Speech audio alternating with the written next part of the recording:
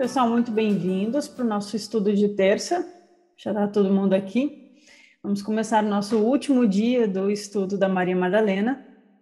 Finalmente, a gente vai ver o Evangelho de Maria. Nos últimos encontros, nós vimos como ela é retratada no Novo Testamento, né, o fato dela ser a testemunha da ressurreição, ela ter sido a primeira pessoa a ver Jesus pós-morte, e todas as disputas com Pedro, representando a ortodoxia, a questão do beijo como uma transmissão esotérica de um ensinamento oral em que o espírito é passado para Madalena, pois ela está em um grau de quase igualdade com Jesus, né? Ela é a parceira dele nesse sentido espiritual, como eu enxergo, né? Então, nem todo mundo vai enxergar assim, tudo bem. E toda a questão do Evangelho de Tomé, que Jesus diz para Pedro que vai fazer dela um homem, e a gente conversou, né, terça passada, se isso seria só um arrobo machista do texto, ou se tem um significado oculto nisso, e ao que tudo indica, há um significado no sentido de que tornar-se homem é voltar ao estado original do Adão pré-queda, ao antropos, o antropos como o homem celestial, que na verdade não é macho nem fêmea, e por isso é preciso que nós deixemos de ser duais e nos tornemos antropos, como aquele grande homem celestial que contém todas as polaridades harmonizadas dentro de si. Então, em nosso estudo, a gente viu que Madalena se tornar homem, quando Jesus diz que vai conduzi-la a ela, e isto ele está dizendo, vou conduzi-la a ela a todas as iniciações espirituais até que ela se torne completa, plenamente iluminada.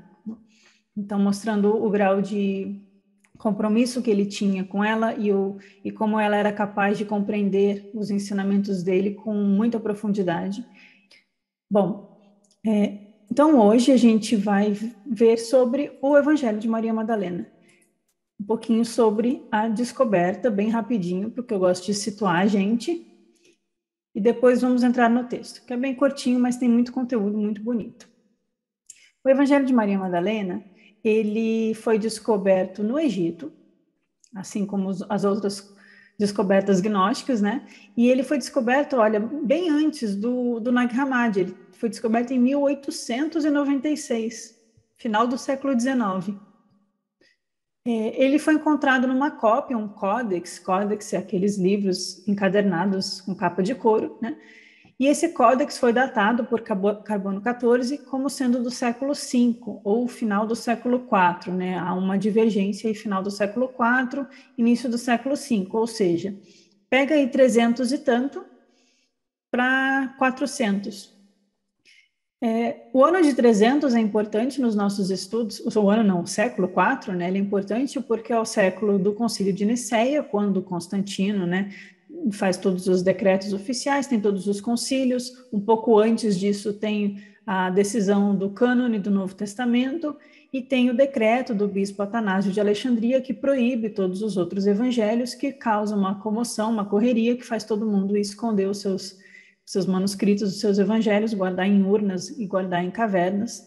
Então, a maioria desses textos que circularam até o ano 300 e tanto, eles começam a sumir, e os que são encontrados são justamente dessa época, então é um dado interessante. O Evangelho de Maria, ele é escrito na língua copta saídico, isso é só um detalhe linguístico, né? Mas é a mesma língua que está o resto dos textos da biblioteca de Nag Hammadi, né? Como o Apócrifo de João, que eu trabalho no meu livro, e tantos outros, eles estão nesse copta saídico. É o tipo de dialeto do copta que a igreja cristã copta do Egito usava naquela época, e esses textos foram preservados assim. O Códice de Berlim, ele foi comprado no Cairo, olha que interessante, por um diplomata alemão chamado Karl Reinhardt, e depois ele foi conhecido também como Códice de Acme. Então, vocês vão encontrar esses dois nomes se referindo à descoberta arqueológica que contém o Evangelho de Maria Madalena. E ele foi encontrado num nicho, numa parede, enrolado em uma colcha de penas, né? Em um tipo de cemitério cristão. Então, é um sítio arqueológico de cristãos, né? Tem ossadas, tem túmulos, tem jarros, tem algumas coisas cristãs, e encontraram nessa região do Egito. Eu vou mostrar um mapinha para vocês. esse códice enfiado num nicho na parede. Olha só por 1.500 anos ele ficou ali parado esperando alguém encontrar. O Egito às vezes nos dá alguns presentes, né? Bom, ele foi então encontrado por alguém no Egito que acabou levando para o mercado do Cairo, né? E aí esse diplomata alemão encontra, vê que tem algum valor e compra. Então, o Carl Schmitt, essa pessoa que eu cito porque ele é muito importante para quem estuda gnosticismo, vai pegar esse códice e levar ao Museu de Berlim. E vai trabalhar com material cópta, porque o Carl Schmitt ele sabia ler cópta. O Carl Schmitt ele é uma pessoa que vai trabalhar com alguns dos textos gnósticos mais importantes do século XIX. Ele é do final do século XIX, ele vive até meados do século XX, e ele conversava e trocou cartas com o George Mead, aquele que escreveu que foi secretário da Blavatsky, que foi um teósofo, mas que depois ele foi se dedicando a trabalhar mais só com gnosticismo e traduziu o Piscis Sophia para o inglês. O Mead traduz o Piscis Sophia para o inglês e depois troca detalhes, informações com o Carl Schmitt, que tinha traduzido também o Piscis Sophia para o latim e para o alemão. Então, esse Carl Schmitt é um acadêmico alemão que vai trabalhar com arqueologia bíblica, com arqueologia gnóstica, e ele vai trabalhar com o Evangelho de Maria Madalena, ele vai trabalhar com o Apócrifo de João, com o Piscis Sophia, com o Apocalipse sem título, que é um outro texto muito importante, e outros. Então, é um nome relevante aqui para quem está estudando um pouco mais academicamente esse tema. Só que olha que curioso, esse texto foi encontrado em 1896, mas ele só foi completamente traduzido em 55. Porque o Carl Schmitt começou a trabalhar com ele, e aí veio a Primeira Guerra Mundial, a Segunda Guerra Mundial, e ficou parado esse trabalho gnóstico. E poucas pessoas deram atenção para o Códice de Berlim, até que em 1970, uma nova geração de estudiosos acadêmicos do cristianismo primitivo passaram a se interessar pelas descobertas relacionadas aos textos de Nag Hammadi, descobertos em 45. Lá num vídeo muito antigo que eu fiz contando sobre a descoberta de Nag Hammadi, eu comento esse fato, que ele é descoberto em 45, né, ou seja, fim da Segunda Guerra Mundial, mas ele tem muitos entraves, né? Tem o Museu Cópta do Cairo fica com material, depois o Vaticano tenta reter o material, e aí o Instituto Jung compra um dos códices, aí começam a traduzir, aí os acadêmicos ficam retendo para ser o primeiro a traduzir, sabe?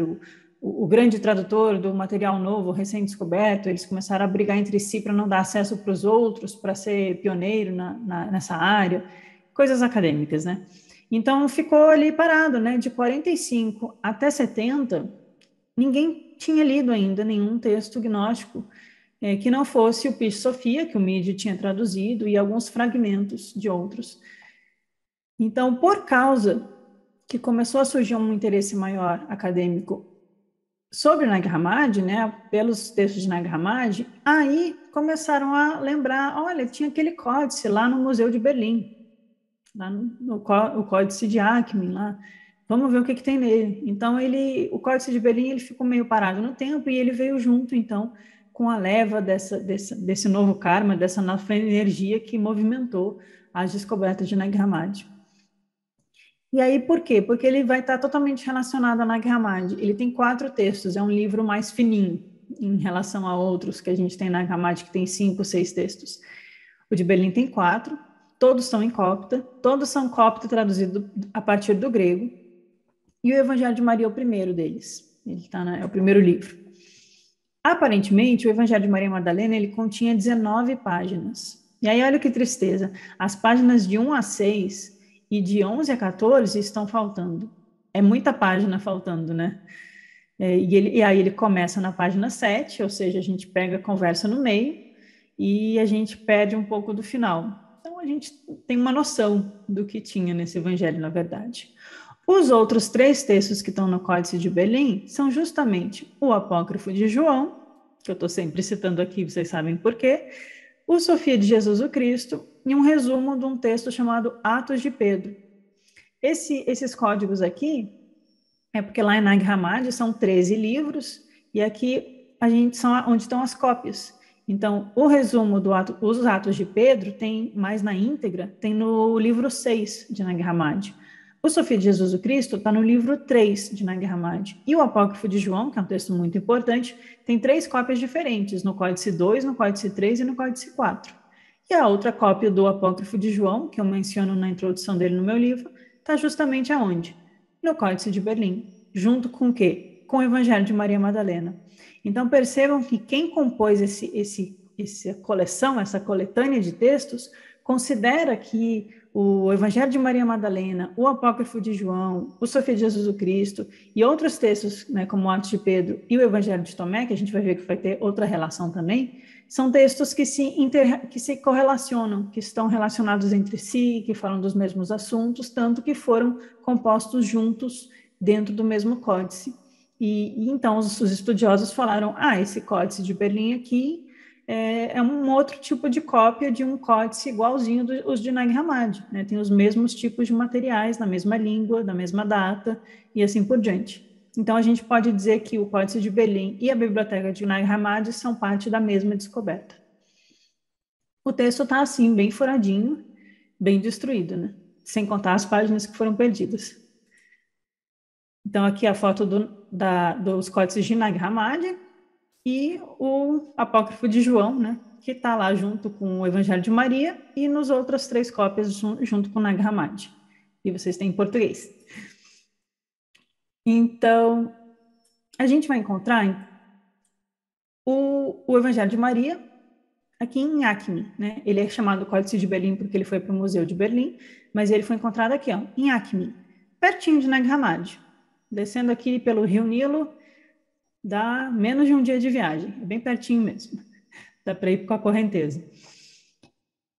Mas a gente tem outra descoberta do Evangelho de Maria, outros pequenos fragmentos do Evangelho de Maria, de edições diferentes, aí não é o mesmo texto, é outra edição. Outra pessoa fez uma cópia, não foi o mesmo grupo. Também foram encontradas. Essas outras edições encontradas estavam em grego e não em copta. E também foram encontradas em escavações arqueológicas no Egito. No caso, mais aqui ao norte, na cidade de Oxirríncos. Então, ao que parece, haviam comunidades cristãs e gnósticas ao longo de todo o Nilo, até o Alto Egito. Aqui nessa região do Alto Egito é onde viviam os monges do deserto, que assume-se que foi quem preservou os códices de Nag Hammadi, mas a gente percebe que deveria ter muitos grupos aqui onde esses materiais circulavam, e a viagem pelo Nilo é bem simples, ao que tudo indica. Então, encontraram nessas mesmas escavações outras cópias de Maria Madalena. Então, a gente tem 2 cópias diferentes, uma em grego e uma em copta. Na que está em copta, no mesmo livro, tem o Apócrifo de João e o Sofia de Jesus o Cristo, textos claramente gnósticos que estão junto com Nag Hammadi. Por que isso é interessante, pessoal? A gente tem Maria Madalena com o Apócrifo de João e com o material de Nag Hammadi, de um lado. E de outro lado, a gente tem fragmentos do Evangelho de Maria Madalena em grego, em Oxirríncos, com os outros fragmentos do Evangelho de Tomé. Então, percebe o que eu estou querendo dizer? A gente tem o Evangelho de Maria Madalena com fragmentos do Evangelho de Tomé e a gente tem o Evangelho de Maria Madalena com fragmentos do Apócrifo de João. Então, a gente realmente vê que são textos que estavam circulando juntos, na mesma leva, nas mesmas bibliotecas, com os mesmos copistas, né? Então, a gente vê a Maria Madalena sendo citada no dito 114 do Evangelho de Tomé, e depois a gente encontra fragmentos do Evangelho de Maria Madalena junto com os fragmentos do Evangelho de Tomé. Estou falando muito em fragmento, por quê? Isso é só arqueologia, mas é interessante a gente entender como aconteceu. Porque o Evangelho de Tomé que a gente estudou aqui, completinho, com 114 ditos, ele é da descoberta de Nag Hammadi.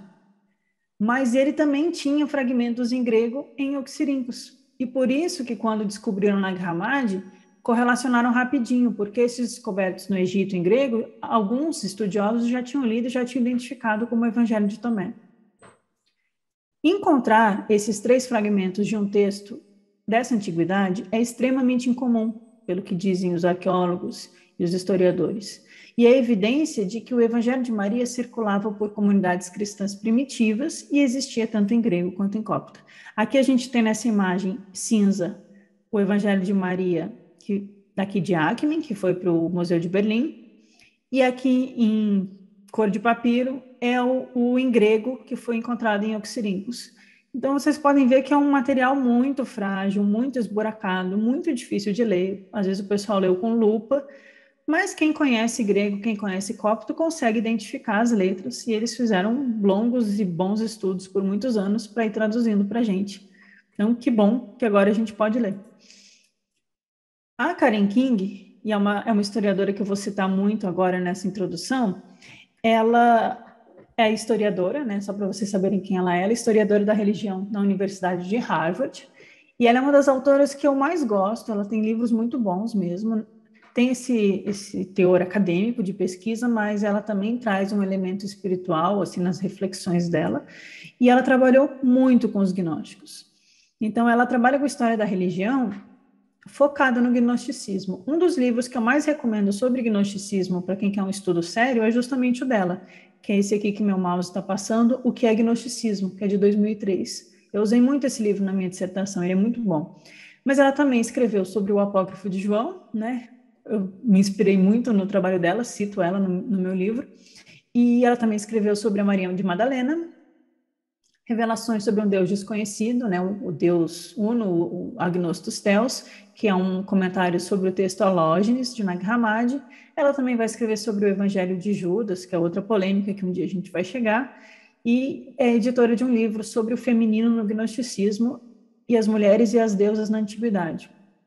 Então, ela trabalha muito com essa linha de pesquisa gnóstica, né?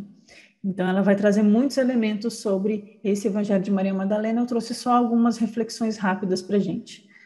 A Karen King, então, ela sugere que o Evangelho de Maria foi composto no início do século II.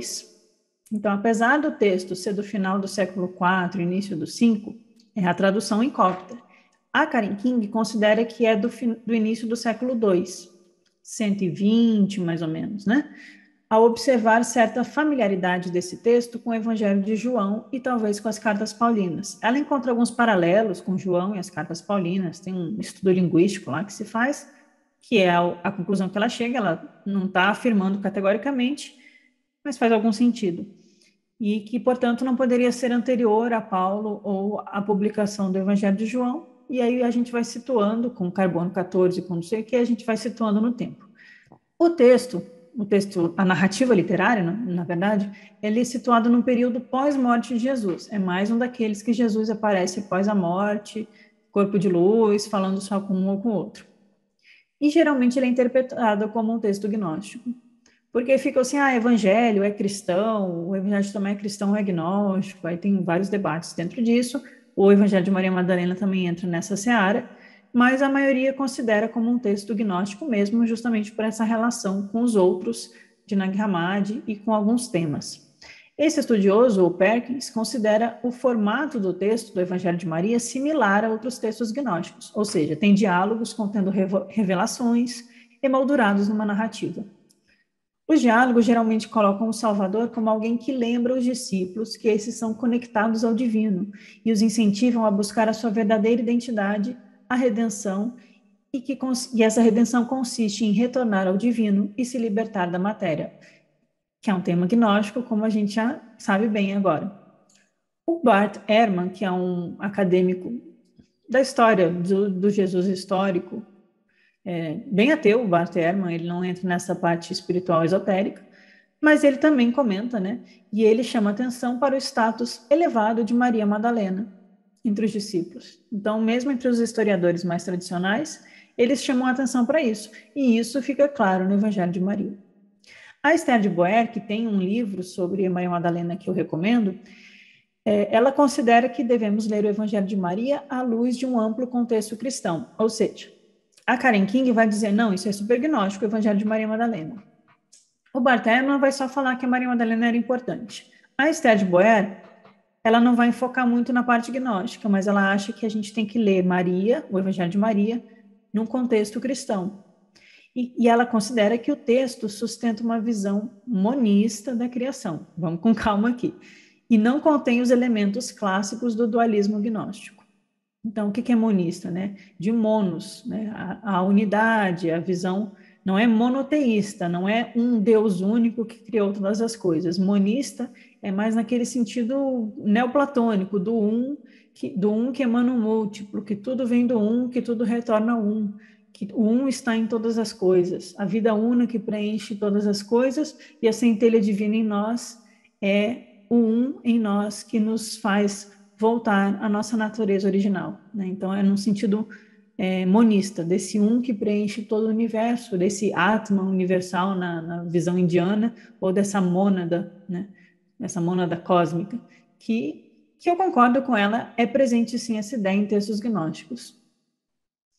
O que ela está dizendo é que o texto do Evangelho de Maria, a gente não vai encontrar aquele dualismo acentuado de alguns textos gnósticos que estão mais se opondo a Jeová, né? Então, se opondo à visão de um Deus criador como sendo aqui da matéria, versus o Deus ou a unidade última, que é, na verdade, um Deus desconhecido, porque ele não pode ser conhecido pelo intelecto, nem cognitivamente, e nem é um ser, nem algo que precisa ser adorado. Então, é além de todo ser. Mas não tem no texto do Evangelho de Maria esse dualismo acentuado. É mais sobre essa unidade de vida e luz que preenche toda a natureza. Então, a Esther de Beauvoir, ela vai considerar que as visões do Evangelho de Maria sobre a natureza, com N maiúsculo, são semelhantes a pensamentos estoicos, e sugere que a alma não deve se libertar dos poderes da matéria, mas dos poderes da natureza opositória. A gente vai ver isso no texto, é só para a gente ir introduzindo, porque na hora que a gente lê o texto vai ficar mais fácil de entender. É interessante a Esther de Beauvoir comentar sobre essa semelhança entre o pensamento estoico e o Evangelho de Maria Madalena, porque a gente vai ver semelhanças entre o pensamento paulino, marcionita, das cartas paulinas, e alguns elementos estoicos, até mesmo no Apócrifo de João, a gente vai ver proximidades com Sêneca, com Zenão, com os estoicos no geral, né? Essa questão das virtudes, do desapego aos prazeres daqui, a eudaimonia, a felicidade, encontrar a nossa verdadeira natureza.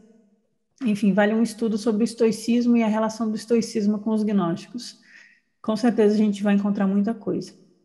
E aqui a questão de que a alma não precisa se libertar dos poderes da matéria, mas dos poderes da natureza opositória.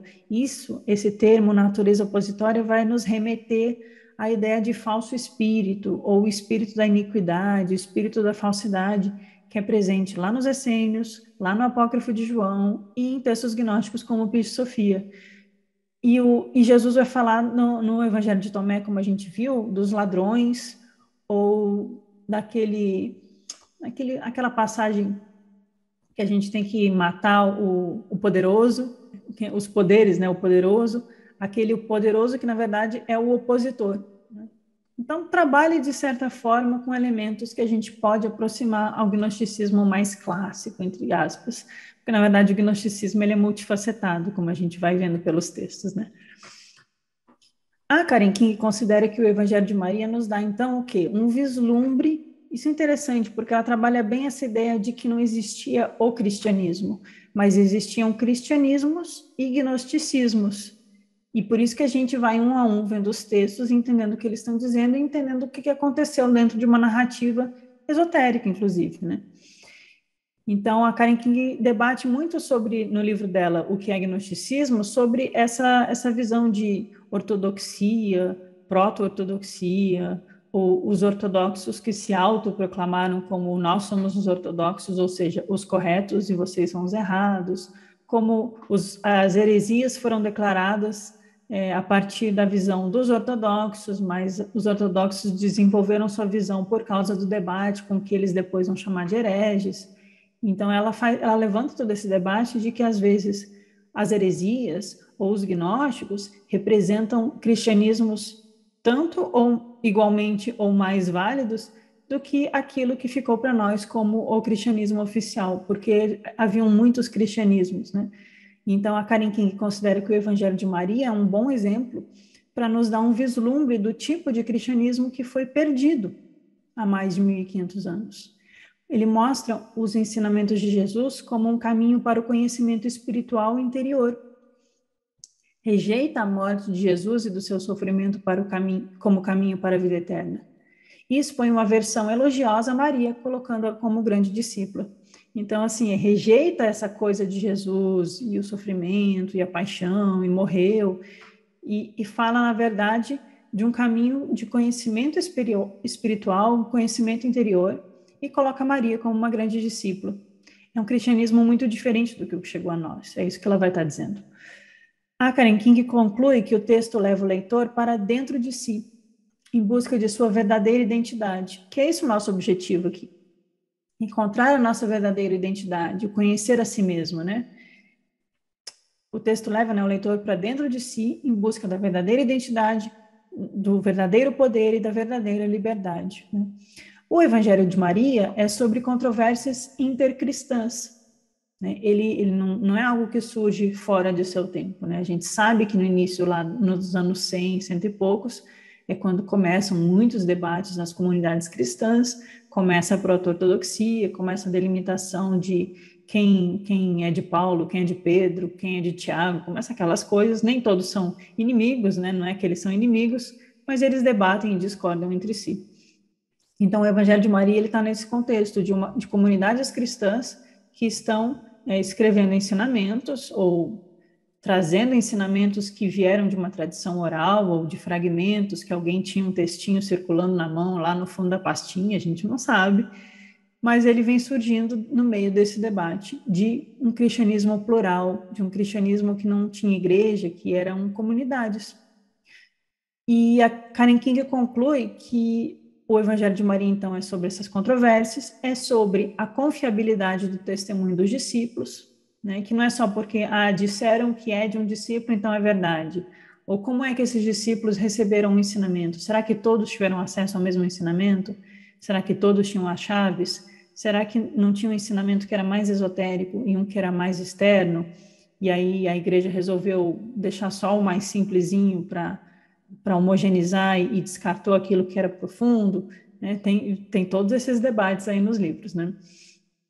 E o Evangelho de Maria também vai nos fazer questionar a validade dos ensinamentos dados após a morte de Jesus e a liderança das mulheres. Junto a cenários semelhantes apresentados no Evangelho de Tomé, no Peixe Sofia, no Evangelho dos Egípcios, o Evangelho de Maria se apresenta como o esoterismo, que é rejeitado pela ortodoxia. Maria vai representar aquela que recebeu ensinamentos que os outros não receberam e que eles rejeitam. E aí Pedro vai representar a ortodoxia, porque Pedro é mais ligado ao judaísmo. Ele é aquele que não se afastou de uma prática mais judaica tradicional, mais ortodoxa. E Maria é o oposto, né? É uma mulher falando algo esotérico. Então, vai ter esse diálogo, gnósticos, ortodoxia, nas entrelinhas do texto. Mas o texto não é só sobre política, não é só sobre construção do cristianismo primitivo. Ele tem ensinamentos bonitos e profundos, por isso que vale a pena a gente conhecê-lo. Por último, aqui na minha introdução, a Karen King nos lembra do contexto histórico, né? É importante lembrar que esses primeiros cristãos não tinham um Novo Testamento, não tinham um credo niceno ou dogmas de sucessão apostólica. Não havia igrejas estabelecidas em comum, nem uma corrente de autoridade. Não havia um entendimento único sobre Jesus. Não havia uma igreja. Não tinha o credo declarado, não tinha dogma de sucessão apostólica. Quando esses textos foram redigidos, eles eram ensinamentos circulando entre comunidades interessadas no ensinamento do Mestre Jesus. Cada um com sua interpretação, com seus textos favoritos, e com os discípulos que têm mais afinidade. E não tem o quê? Essa ideia de autoridade, né? Então, o texto vai dialogar um pouco com isso, com a autoridade de Maria frente à autoridade de André e de Pedro e de outros que defendem ela, e fica aquela coisa que a gente já viu. O Evangelho de Maria rejeita a noção de liderança como algo importante e não ensina o sofrimento como forma de salvação, nem fala de infernos ou punições, mas enfatiza a importância de libertar as pessoas do sofrimento e da morte. Mas a morte e o sofrimento de Jesus não são centrais no Evangelho de Maria. Ele mostra os discípulos enlutados e com medo de serem também perseguidos. E é Maria que dá um passo à frente e os encoraja para voltarem seus corações em direção ao bem.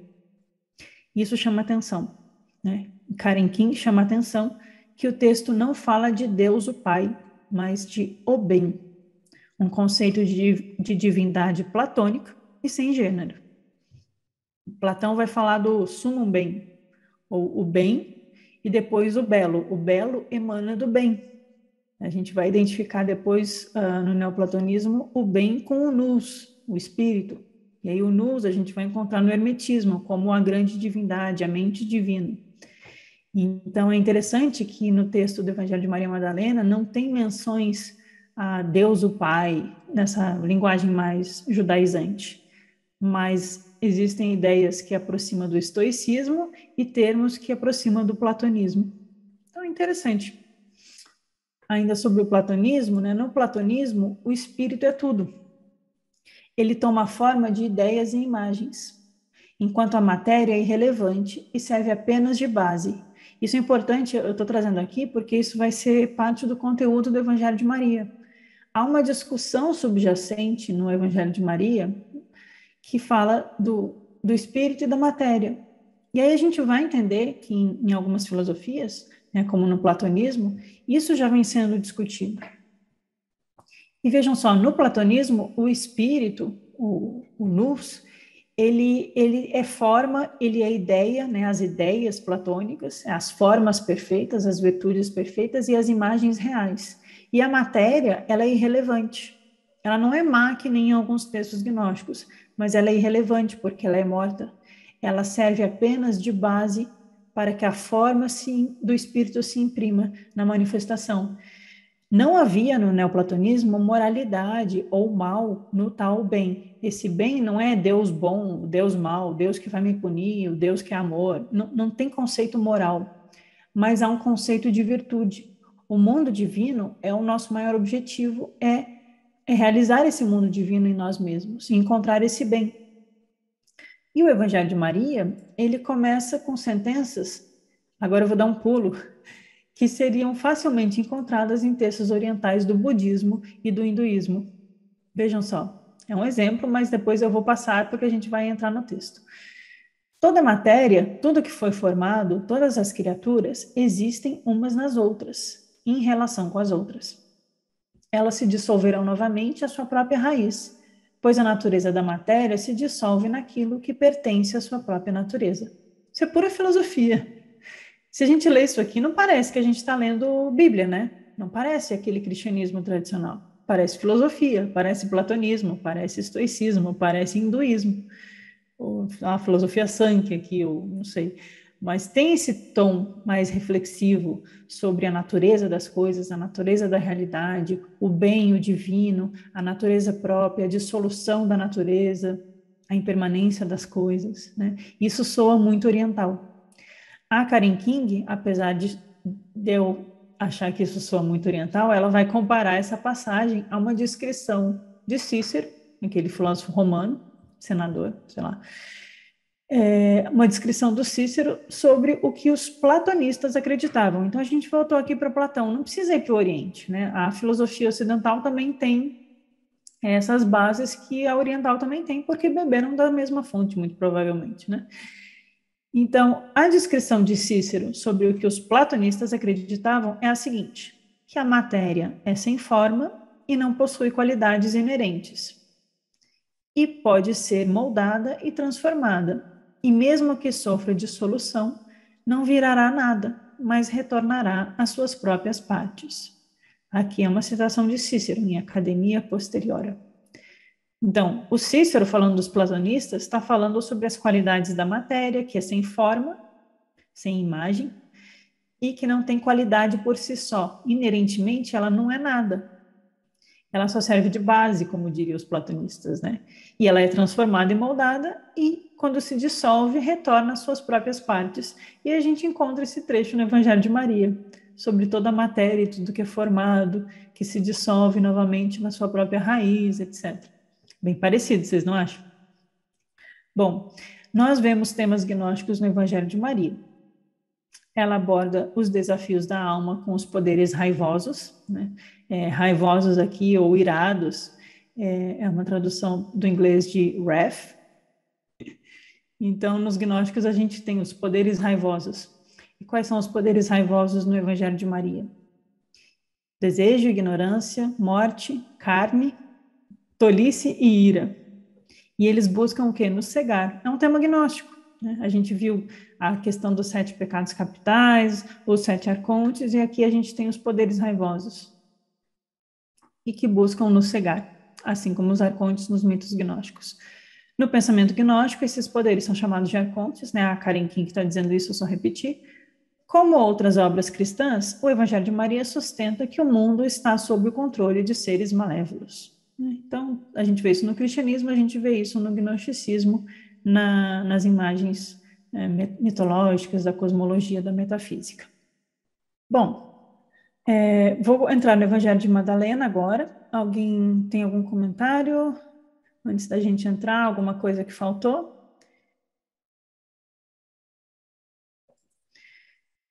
Evangelho de Maria Madalena. Páginas de 1 a 6, perdidas. Vou ler com vocês e a gente vai pausando e vamos ver como flui. Será a matéria, então, destruída ou não? Estava rolando alguma conversa e aí a pergunta termina assim: um buraco e a matéria? Ela vai ser destruída ou não? Ou seja, era um debate filosófico, gente. O Salvador disse: toda matéria, tudo que foi formado, todas as criaturas existem umas nas outras e em relação com as outras. Elas se dissolverão novamente à sua própria raiz, pois a natureza da matéria se dissolve naquilo que pertence à sua própria natureza. Aquele que tem ouvidos, ouça. Pedro disse a ele: já que nos explicastes tudo, diga-nos também, qual é o pecado do mundo? O Salvador disse: não há pecado, mas são vocês que fabricam o pecado quando realizam coisas que são da natureza do adultério, que é chamado pecado. É por isso que o bem veio para entre vós, para a essência de cada espécie, a fim de restituí-la à sua raiz. Então ele continuou e disse: é por isso que vocês tornaram-se doentes e morrem, pois estão privados daquele que pode curá-los. Que aquele que tem uma mente para compreender, compreenda. A matéria deu nascimento a uma paixão sem igual. Ela procede de algo que é contrário à natureza. Então aí surge um distúrbio no corpo inteiro. Por isso eu digo a vocês: tenham coragem, e se estiverem em desalento, sejam encorajados em presença das diferentes manifestações da natureza. Quem tem ouvidos para ouvir, que ouça. Esse é o primeiro slide, a gente tem mais 4 para completar o Evangelho. Só alguns comentários muito breves. A questão aqui da matéria que a gente já conversou, sobre a influência da filosofia platônica aqui. Mas veja que interessante. Toda a matéria, tudo que é formado, eles estão falando da formação do cosmos, da manifestação do mundo. É muito filosofia isso aqui. E todas as criaturas, elas existem umas nas outras e em relação com as outras. Lá nas filosofias orientais, a gente vai falar da interdependência de todos os seres. Como tudo é interconectado e interdependente e afeta um ao outro. A gente vai falar de karma coletivo. A matéria, ela é intricada e todas as criaturas existem umas nas outras e, portanto, Jesus está ensinando aqui uma visão de não separatividade, de não dualidade. Por isso que é um texto que leva ao monismo, a gente entender essa unidade que permeia toda a vida universal, essa unidade que está presente em nós e que faz com que nós estejamos conectados a todos os seres vivos. Que por isso um dos caminhos, o grande caminho espiritual também é aprender a desenvolver compaixão por todos os seres, porque todos os seres somos nós mesmos. E toda a matéria, continua Jesus, vai se dissolver à sua própria raiz, pois a natureza da matéria se dissolve naquilo que pertence à sua própria natureza. Então ele está falando também de um ciclo, de uma criação e de uma dissolução. E a raiz da matéria, ela não tem existência inerente. Ela só existe como imagem do Espírito. E aquele que tem ouvidos, ouça. E aí, olha que interessante, o Pedro fala, já nos explicaste isso tudo. O Pedro também faz boas participações, coitado. E aí ele está preocupado em entender qual o pecado do mundo, né? Aquela grande pergunta, né? Qual é a origem do mal? Qual é o pecado do mundo? É uma pergunta filosófica. É interessante que Jesus responde dizendo que não há pecado. Então, veja um contraste com o que a gente recebeu da igreja, né? Sobre pecado original, tá? Quando um cristão celta chamado Pelágios vai participar de debates com Santo Agostinho, o não Santo Agostinho, e aí dos fatores que vai fazer o Agostinho brigar com ele e ele se declarar um herege é porque ele nega a existência do pecado original. E ele dá um sentido muito maior ao livre-arbítrio para o ser humano. E aí o Agostinho e a igreja não gostaram disso. Então a igreja vai dizer, o pecado original, a mulher pecou, a Eva comeu o fruto, né, desobedeceu a Deus, não obedeceu a gente. E Jesus, no Evangelho de Maria, vai dizer, não há pecado. São vós que fabricam o pecado. Quando? Aí essa parte aqui. Quando realizam coisas que são da mesma natureza do adultério, que é chamado pecado. E aqui, adultério, se a gente só passar assim, lendo, falar, tá, adultério, não amar, não cobiçar a mulher do próximo, né? Volta lá para os mandamentos. Mas a natureza do adultério para os gnósticos e para os essênios é outra coisa. Adultério é a gente trair o nosso próprio espírito. Claro que a gente não deve trair a nossa esposa, o nosso esposo. Mas aqui não é uma questão moralista, é uma questão filosófica e ética, de uma ética interior e espiritual. Errar o alvo, que é o que quer dizer pecado, é você agir a partir do falso espírito. O falso espírito foi criado, entre aspas, pelo demiurgo. E aí os poderes do pleroma, o poder de luz que vem lá do espírito invisível, da pronoia, infla no ser humano o pneuma e o espírito e a hipnoia da luz e a Eva espiritual para quê? Para que a gente possa conhecer a nossa própria natureza e ouvir a voz que clama lá no silêncio e ouvir a voz do espírito que nos chama para despertar a consciência, para despertar na caverna do coração. Então, quando nós realizamos atitudes no mundo que são contra aquilo que o espírito, o pneuma puro, a luz pura em nós, a centelha divina em nós, gostaria de agir, e eu falo gostaria aqui entre aspas, porque não é um Deus, nem um ser, nem uma pessoa, nem uma entidade mandando na gente, é a nossa própria natureza espiritual. Então, agir como um adultério é trair a nossa natureza espiritual, é trair a centelha de Cristo em nós, é agir a partir daquilo que é errar o nosso alvo, é olhar para baixo e cair no mundo e se afogar e ficar preso aqui. Então, nós fabricamos o mal quando nós cometemos esse engano, quando nós agimos não escutando a nossa natureza espiritual, mas escutando o falso espírito, que é criado pelo quê? Pelo demiurgo, que é o ego, que é a ignorância, que é o símbolo. Ele também serve como símbolo, não é só um mito cosmológico, ele é um símbolo para ignorância fundamental, a ignorância base da nossa psique, da nossa mente, que faz a gente se enganar e cometer erros e trair o espírito.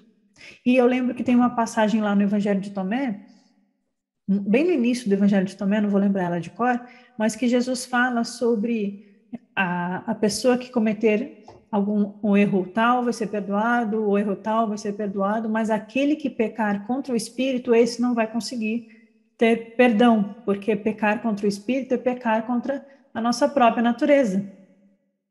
E, portanto, ele cobra um preço kármico, entende? Então, Jesus está dizendo que a origem do mal, a origem do pecado, é essa divisão psíquica gerada pelo demiurgo, é essa ignorância fundamental, que faz a gente agir olhando para baixo e esquecendo a nossa origem espiritual. E é por isso que Jesus continua que o bem, a luz do Logos, o bem, veio para entre vós, o Logos que vem ao mundo, para a essência de cada um de nós, para a semente divina em cada um de nós. Para quê? Para despertar a alma e restituí-la à sua raiz. O texto do Evangelho de Maria Madalena é super gnóstico. E aí, olha que interessante, essa natureza do adultério, de trair o espírito, faz a gente errar. E quando a gente erra, a gente cai e a gente fica doente e a gente fica morto, a gente morre. A gente está privado da vida eterna porque a gente continua buscando naquilo que é perecível. A gente é privado da vida eterna porque a gente continua buscando naquilo que é da natureza morta da matéria. Por isso que nós somos mortos-vivos na linguagem de Jesus. Mas aquele que restitui-se à sua raiz e se torna um homem perfeito, aquele não morre mais. E eles morrem, e eles ficam doentes e sofrem nesse mundo, por quê? Porque estão privados daquele que pode curá-los. E aquele que pode curá-los não é Jesus. O milagre aqui não é Jesus curar o cego, o leproso, etc. É o Cristo dentro de cada um de nós. Então, o texto de Maria Madalena não está dizendo que a gente precisa aceitar Jesus e aí a salvação está garantida. Ele está dizendo que nós precisamos encontrar o Cristo em nós, encontrar a nossa própria raiz, buscar no autoconhecimento e despertar o espírito, e aí nós estaremos o quê? Curados da doença, do sofrimento e da morte. É um texto que incentiva a gente a uma busca de libertação do sofrimento. E aí Jesus diz que aquele que tem uma mente para compreender, compreenda. Então tem que usar a mente para raciocinar, intelectiva, mas também a mente no sentido divino. Aquele que tem um nous, aquele que tem uma mente divina dentro de si mesmo, como uma centelha crística, ele é capaz de compreender ou atingir a gnosis. A matéria dá o nascimento a uma paixão sem igual. A matéria dá nascimento à paixão que é implantada no ser humano por Yaldabaoth. Ele implanta o desejo, o apego à matéria, a tanha lá do budismo, o desejo de reencarnar, o desejo de estar vivo, mas não é esse desejo, que é pegajoso, que nos causa sofrimento, que nos causa perturbação, né? A matéria procede de algo que é contrário à natureza, a natureza do mundo divino, a natureza original. E por isso surge um distúrbio no corpo inteiro. Isso aqui é uma descrição, quando a gente vai lá para o mito do apócrifo de João, é uma descrição dos poderes e das perturbações e do esquecimento, e dos grilhões e dos desejos e do vício e da luxúria e da ganância e tudo que vai sendo implantado no ser humano pelas forças cósmicas, pelo demiurgo, para que a gente vá ficando embotado, esquecido e morramos, né? Lá no mito gnóstico, Adão morre e ele se torna mortal. E isso é muito enfatizado nos textos gnósticos. Então, o caminho de salvação gnóstico, a soteriologia, que o pessoal chama, tem relação com esse despertar da consciência, deixar de servir ao falso espírito, encontrar a nossa raiz, despertar a mente para a gnosis, se libertar das paixões e de tudo aquilo que é contrário à nossa verdadeira natureza. E por isso a gente precisa ter coragem. E aí é que é bonito, aqui é um pouco platônico isso aqui, nos sentirmos encorajados na presença das diferentes manifestações da natureza. Ou seja, aqui tem no texto a ideia de que há uma natureza, que é a natureza divina que se reflete no mundo sensível. A natureza do bem e do belo que chega ao mundo sensível. E que nós podemos encontrar o divino, o reino de Deus que está aqui entre nós, dentro de nós e em todas as coisas. Que a gente precisa distinguir, fazer um exercício de viveca, né, de distinguir aquilo que é da real natureza divina e aquilo que é do falso espírito. Bom, vamos para o próximo slide. Estão gostando do Evangelho de Maria? Gente, ele é bonito, né? Eu achei ele muito bonito. Então, quando o abençoado havia assim falado, ele saudou a todos, dizendo: a paz esteja com vocês, recebam a minha paz. Aquela linguagem bem bíblica, né? Então, mantém um pouco a linguagem dos evangelhos, aqui o evangelho de Maria. Então, Jesus dá uma bênção. A minha paz esteja convosco. Tomai cuidado para que ninguém os desvie do caminho, dizendo por aqui ou por ali.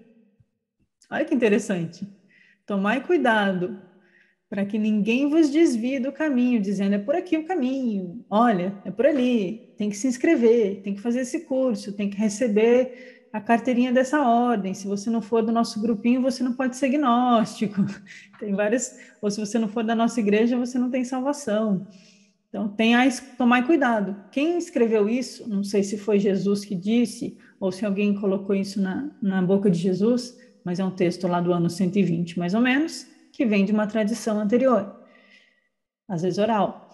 Então, eles estão preocupados. Vejam aqui o debate que a Karen King está falando, que é um pouco dos vários grupos cristãos em debate. Eles estão aqui preocupados em dizer, tomai cuidado com quem fica dizendo é por aqui ou por ali. Por quê? Porque isso às vezes desencaminha a gente. Isso às vezes nos afasta da nossa raiz. Por quê? Porque o Filho do Homem está dentro de vocês. Seguiu. Tente. Bem simples. O Filho do Homem está dentro de vocês. O reino de Deus está dentro de vós. Segui. Procurai, buscai e achareis. Batei e será aberto. Em vocês. Olhai para dentro. Aquele que conhece a si mesmo, conhece o todo. Então, tomai cuidado com quem fica apontando para um caminho externo e às vezes negligencia o caminho interno. Vocês podem encontrar pompa, circunstância, beleza, palavras bonitas, locais agradáveis, grupos carismáticos, mas se eles estiverem negligenciando o Filho do Homem dentro, então talvez não seja um bom caminho. Nesse sentido, é um chamado para o discernimento espiritual. Aqueles que o buscarem, o encontrarão.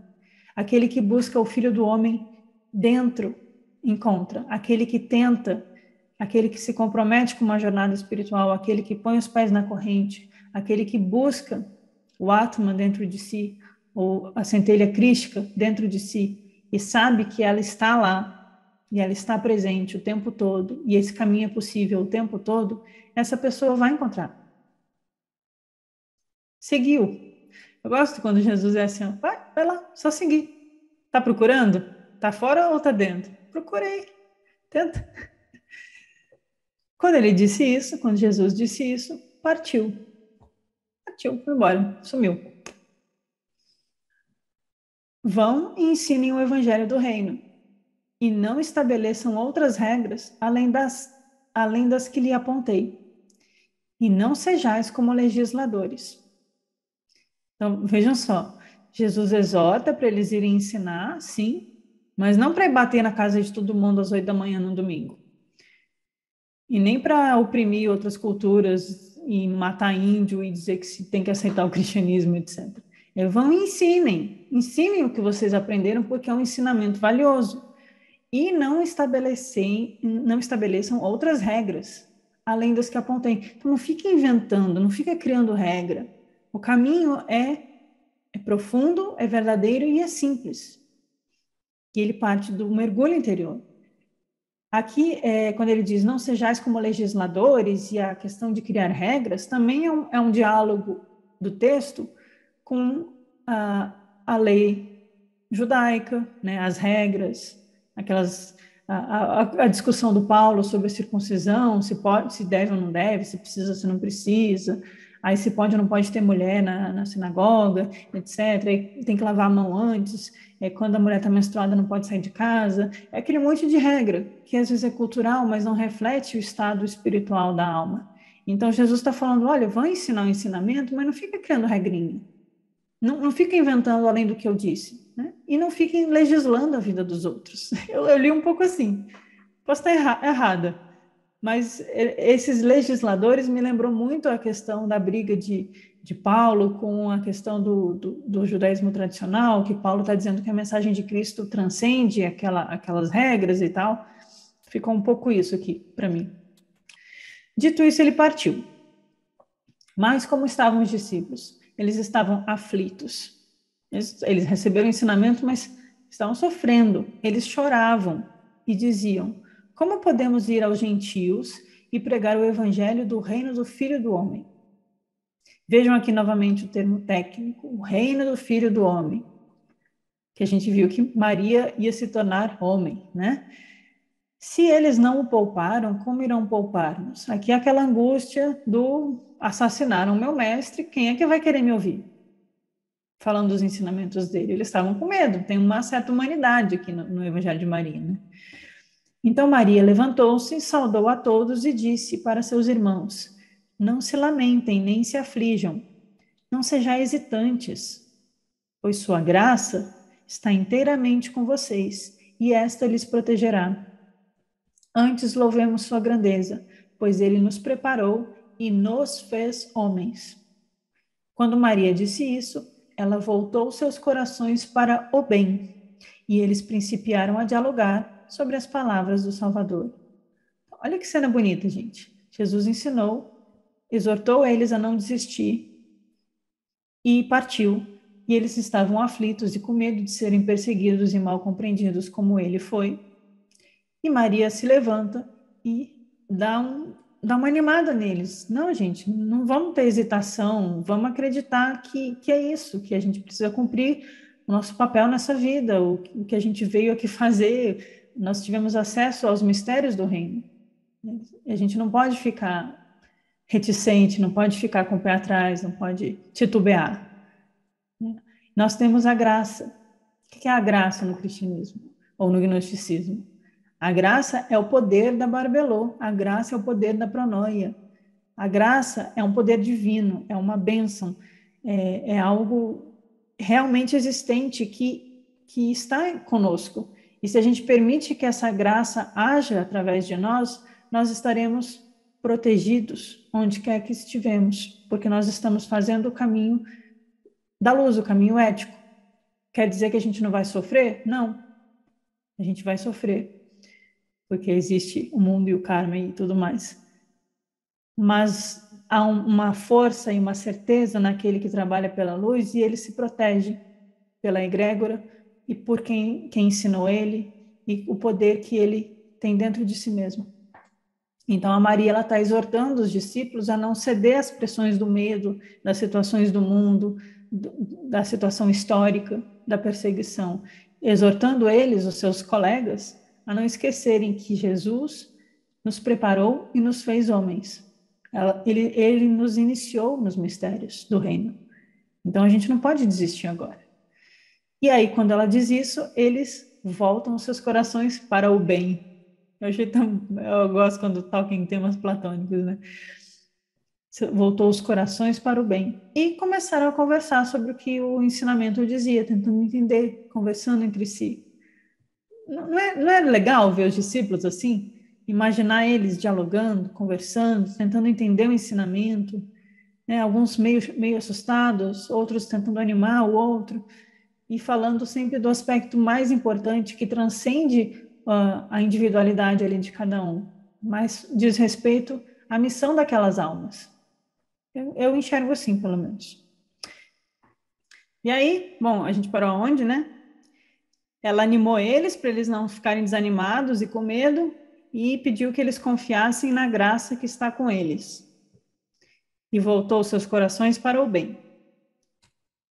E eles foram dialogar. Pedro disse a Maria: irmã, aqui o Pedro está tranquilo aqui. Nós sabemos que o Salvador amou-te mais do que as outras mulheres. Fala-nos das palavras do Salvador, as quais te lembras, as que conhecestes, e nós não, nem a ouvimos.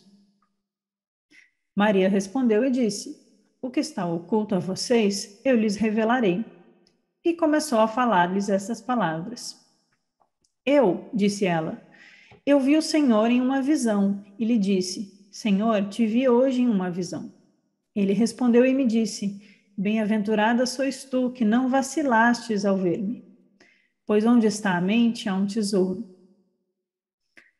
Eu disse a ele: Senhor, agora, aquele que vê a visão, a vê através da alma ou pelo espírito? O Salvador respondeu e disse: ele não vê através da alma, nem através do espírito, mas a mente que está entre os dois, este é o que vê a visão, e este é... Acabou o texto. Tem um buraco de 3 páginas perdidas. Então, antes da gente continuar, vamos pausar aqui antes do buraco. Olha que fantástico. O Pedro pede para a Madalena contar para eles o que ela aprendeu privadamente, e aí ela começa a revelar. E ela diz que viu o Senhor numa visão e conversou com ele. E aí ele elogia ela. Ah, bem-aventurada, pois você não vacilou ao me ver. E aqui tem uma referência que a gente encontra no Novo Testamento, onde está a mente é um tesouro.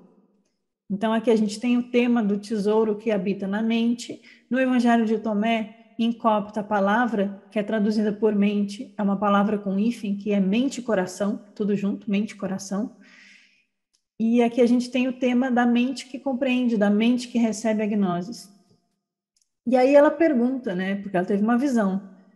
Quem tem a visão é a alma ou o espírito? É psique ou é pneuma? Vejam que distingue bem espírito de alma, como os gnósticos. E o Salvador diz, não é nem através da alma, nem do espírito, mas da mente. Ou seja, há um terceiro elemento na nossa constituição psicofísico espiritual, igual tem lá os 7 corpos na teosofia, tem Atma, Buddha e Manas. Manas é a mente, Buddha é a alma intuitiva e Atma é o espírito. Então aqui a gente também tem os 3, tem a mente, tem a alma e tem o espírito. E é a mente que está equilibrando a alma e o espírito. E é ela que tem a visão espiritual. E aí o texto fica esburacado e a gente não sabe como essa conversa continuou. Eu fiquei muito curiosa para saber o que ele mais ia ensinar para ela. E aí continua. Mudou o tema. Ela, tem um buraco, aí ela, ponto.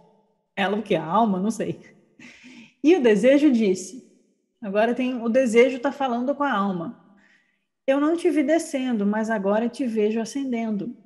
Por que você mente, já que você pertence a mim? Mente no sentido de mentira. A alma respondeu e disse, eu te vi, e você não me viu nem me reconheceu. Eu te servi como uma vestimenta, e você não me conheceu. Quando disse isso, a alma se afastou e se alegrou muito. Aqui provavelmente o texto está falando dos poderes que prendem a alma na cegueira, na morte, na escuridão, na ignorância. E aí os poderes vão dialogando com a alma no caminho de ascensão da alma. Então o desejo é um dos poderes, um dos vícios que despertam a alma, né, que prendem ela. E o desejo diz, eu não estou te vendo subindo. Por que você está mentindo, já que você é minha? O desejo está dizendo, você é minha. Eu domino você. E a alma diz, não, você não me reconheceu. Eu te servi como uma vestimenta. Eu me revesti de desejo. Eu vivi o desejo. Mas você não me conheceu de verdade. E aí ela se livra dele. A sensação que dá aqui é de se libertar do desejo. Porque ela se afasta e se alegra. Novamente a alma veio ao terceiro poder. Lembram que são 7, né? Que é chamado ignorância. Essa é a potestade ou poder são traduções possíveis. A potestade, questionou a alma dizendo, onde está indo? Está aprisionada pela maldade. Embora estejas limitada, ou confinada, ou presa, o termo é complicado, não julgues. E a alma disse, por que me julgas, apesar de eu não haver julgado? Eu estava presa, embora não houvesse prendido. Eu não fui reconhecida, porém eu reconheci que o todo está sendo dissolvido, tanto as coisas mundanas como as celestes. Depois de a alma haver superado a terceira potestade, ela ascendeu e viu a quarta potestade, a qual tomara 7 formas. A primeira forma é trevas, a segunda desejo, a terceira ignorância, a quarta é a comoção da morte, a quinta é o reinado da carne, a sexta é a tola sabedoria da carne, a sétima é a sabedoria raivosa. Estes são os poderes, os 7 poderes da ira, ou da raiva, né? Eles questionaram a alma, de onde vens, assassina de homens? Ou onde está indo, conquistadora do espaço? A alma respondeu e disse, Aquilo que me aprisionava foi eliminado. O que me envolvia foi superado. Meu desejo chegou a um fim e a ignorância morreu. Em um éon fui libertada de um mundo, e numa classe fui liberta de um tipo celestial e do grilhão do esquecimento que é transitório. A partir desse momento atingirei, em silêncio, o repouso do tempo do período do éon. Então aqui a gente claramente tem uma visão de ascensão da alma pelos poderes, mas por isso que eu pus a escala de Jacó aqui, né?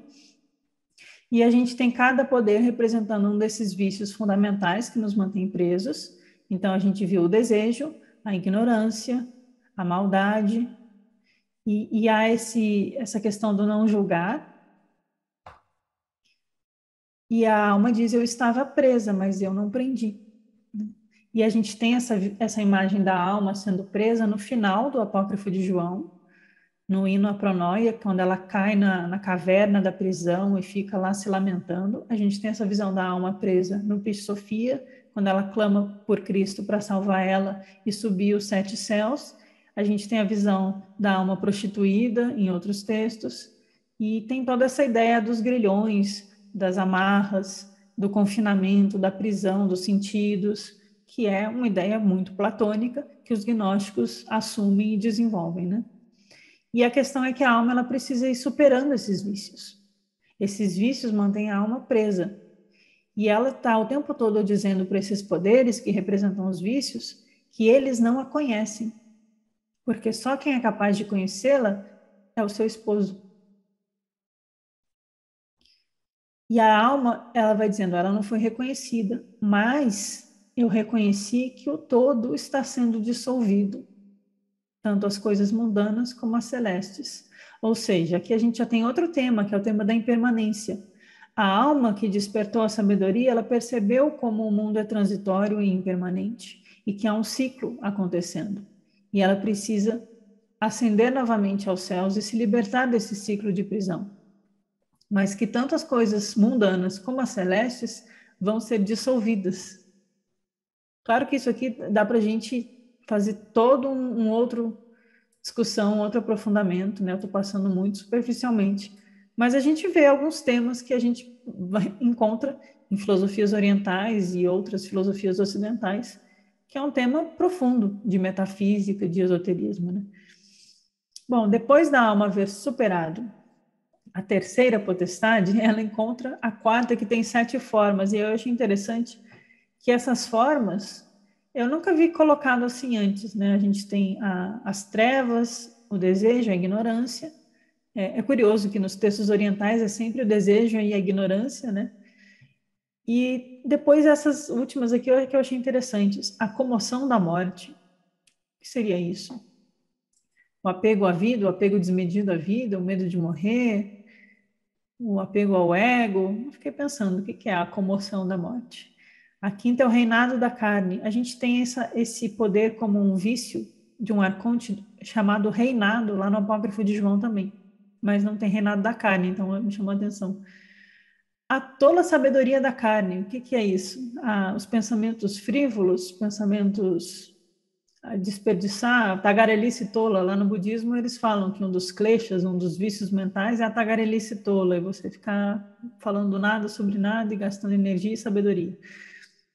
Mas também tem a sabedoria raivosa. O que seria isso? A intelectualidade arrogante, aquele intelectual acadêmico, sabichão, sabe tudo, que não sai do pensamento concreto e não consegue acessar a metafísica, a intuição, o espírito? Não sei. Mas são esses os 7 poderes da ira. E aí eles chamam a alma de assassina de homens. Por que assassina? Ela liberta os homens? Ela é assassina de homens? Estou só jogando para vocês o que eu fiquei pensando. Onde está indo conquistadora do espaço? O espaço aqui não é o espaço sideral, né? O espaço eterno. Os éons, o pleroma, a plenitude, o grande espaço do todo. Ela está conquistando a totalidade. E aí é que a resposta dela é linda, né? Aquilo que me aprisionava foi eliminado. O que me envolvia foi superado. O meu desejo chegou ao fim. e a ignorância morreu. Ela venceu o desejo e ela venceu a ignorância. E ela se libertou do samsara. Ups, isso não é um texto budista. Mas ela venceu o desejo, ela chegou ao fim, ela não alimentou mais esse monstrinho do falso espírito. Ela deixou de cometer o adultério. Ela encontrou o Cristo interior. Ela deu ouvidos à alma que chamava ao espírito da luz. E a ignorância morreu. Não tem que matar o poderoso? Aquele que deseja vencer os ladrões, enfia sua espada na parede, treine muito até ter certeza que será capaz de matar o poderoso, lá no Evangelho de Tomé. Então é preciso matar o demiurgo. Por isso que o caminho gnóstico é um caminho bélico, de certa forma, de luta contra esses poderes, de luta contra a ignorância. Não é bonitinho, não é só aceitar, eu vou aqui rezar e aceitar. Não, a gente tem que lutar contra isso dentro de nós mesmos, né? Então ela venceu o demiurgo, ela venceu o desejo, e ela não é mais prisioneira desse mundo. Em um éon aqui quer dizer espaço, espaço eterno, eternidade, tempo, mas também vai ser nome das instâncias celestiais, né? Em um éon fui libertada de um mundo, ela se libertou desse mundo.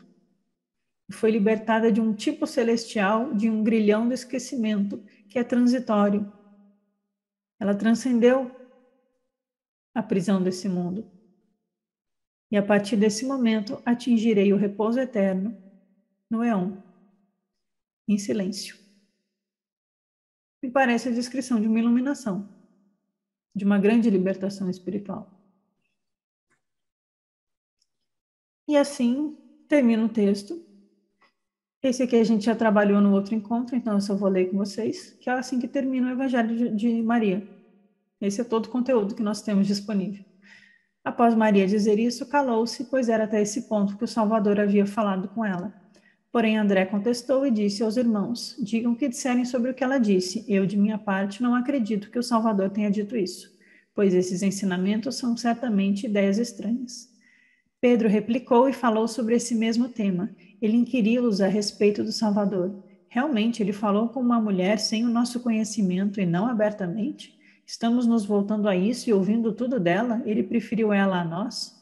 Então Maria lacrimejou e disse a Pedro: meu irmão Pedro, o que estás pensando? Acha que eu cogitei isso por mim mesma no meu coração ou que estou mentindo sobre o Salvador? Levi respondendo, disse a Pedro: Pedro, tem sido sempre muito temperamental. Agora te vejo disputando contra a mulher como com adversários. Porém, se o Salvador a fez merecedora, quem és tu, de fato, para rejeitá-la? Com certeza o Salvador a conhece muito bem, e isso é porque ele a amou a mais do que a nós. Melhor seria nos envergonharmos, assumirmos o homem perfeito, de novo aqui o tema do homem, e conquistá-lo para nós mesmos, como ele nos recomendou, e pregar o Evangelho não formulando nenhuma outra regra ou lei além do que ele disse. E assim a gente termina o conteúdo do Evangelho de Maria. Então a gente vê que tem temas sobre a impermanência e a transitoriedade das coisas, sobre a natureza da realidade, sobre como as coisas se dissolvem e retornam à sua própria raiz, sobre os vícios que aprisionam a alma e como a alma vai fazendo um caminho de ascensão pelos poderes. Tem bastante conteúdo profundo, né? Só que falta boa parte do texto e a gente fica só com esse gostinho. No final de tudo isso, cenas de um próximo capítulo, que não será esse ano ou esse mês, não sei, mas só para a gente saber que existe isso. Existe a ideia de que Maria teria, então, junto com alguns desses discípulos que estavam com medo de serem perseguidos também, fugido de navio para o Egito e depois para o sul da França. E ela leva a tradição do Santo Grau, que é uma tradição esotérica, a qual Jesus era um dos portadores hierofantes, e ela também foi iniciada nisso, assim como João e outros, José de Arimateia, por exemplo.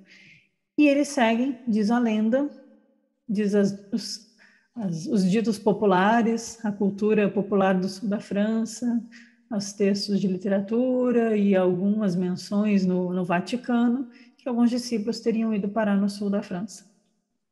É um assunto que eu gosto muito, depois que a gente chega no cristianismo celta.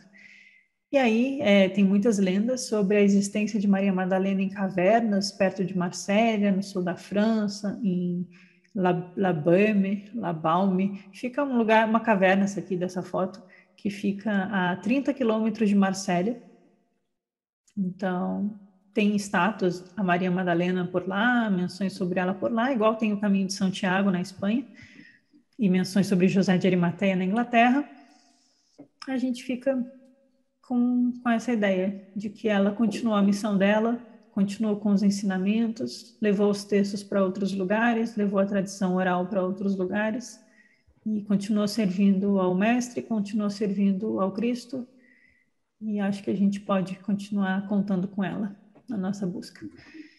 Como última curiosidade, lá nessa caverna no sul da França, isso é pura curiosidade National Geographic, tá, gente? É só para a gente encerrar com uma curiosidade. Existe esse crânio que identificam como se fosse dela. Tá? Eu não estou dizendo que é e não tem como saber. Mas a tradição popular lá do sul da França identifica esse crânio como sendo o crânio de Maria Madalena, que ela teria morrido lá. Que encontraram esse crânio, enfim, resumindo a história, tem uma caverna dedicada a Maria Madalena lá também, e aí todo mundo vai lá fazer homenagem a Santa Maria Madalena. E aí, recentemente, uma dessas pessoas que faz reconstrução facial a partir do crânio, com programa em 3D no computador, aquelas coisas tecnológicas, recebeu autorização para fazer a reconstrução facial desse crânio. Deixando claro, não quer dizer que seja Maria Madalena, mas o pessoal acredita que seja, lá na França. E aí é interessante que esse crânio é de uma mulher que morreu por volta dos 60 anos de idade e que ela tem características ósseas da largura do osso nasal, que occipital, não sei como é que eles fazem, mas tem uma ciência em torno disso. Ela tem características ósseas de uma mulher da região lá da Palestina, lá da Judéia, não é características das francesas, né, nativas. E aí ele fez a reconstrução e deu nesse belo rosto aí, computadorizado, que depois fizeram no estilo de pintura, mas para os franceses dessa região, esse seria o rosto de Maria Madalena. Se é ou não é, não sei, mas temos aqui uma mulher, um crânio muito antigo, de origem mediterrânea, que acreditam que era ela. Então, fica de inspiração para a gente conhecer um pouquinho ela mais. Então, obrigada. Foi um prazer acompanhar a Madalena junto com vocês. E a gente se vê na próxima.